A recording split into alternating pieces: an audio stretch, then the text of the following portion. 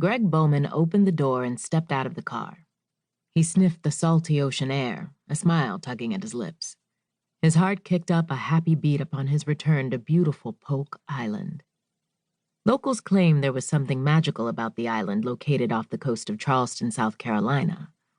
Greg believed it in every atom of his being. Tall, majestic oaks, magnolia trees, colorful flowers, sandy beaches, and small-town charm welcomed tourists year after year. He glanced up toward the heavens. The 20th of April had ushered in a dazzling sunny morning, with no signs of dark clouds in its bright blue sky. Humming to himself, Greg opened the left passenger side door and retrieved a black leather weekender bag.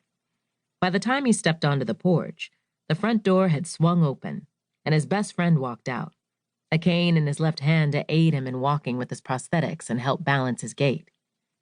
"Trey Rothchild," Greg exclaimed.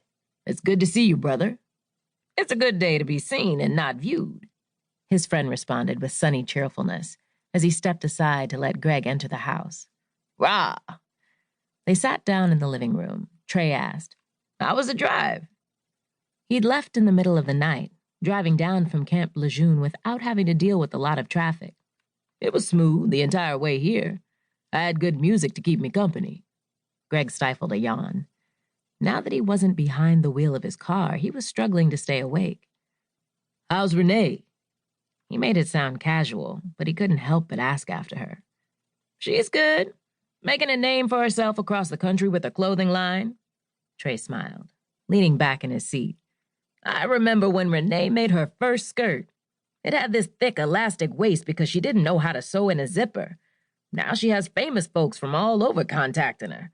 We're all real proud of her." "She has a gift," Greg said. A flash of humor crossed Trey's face. "Are you still crushing on my cousin?" Grinning, Greg responded. "She clearly doesn't know a good thing when she sees him, but Renee is a really sweet person." Greg had crushed on her hard when he'd met her a few years ago. She didn't seem interested, despite his trying to convince her to go on a date with him, and in the intervening years, his expectations had cooled a bit. He was happy to consider her a friend. Trey's gaze flickered with amusement. "Renee's got the Rothchild stubborn streak." Greg lifted his chin. "You're right about that.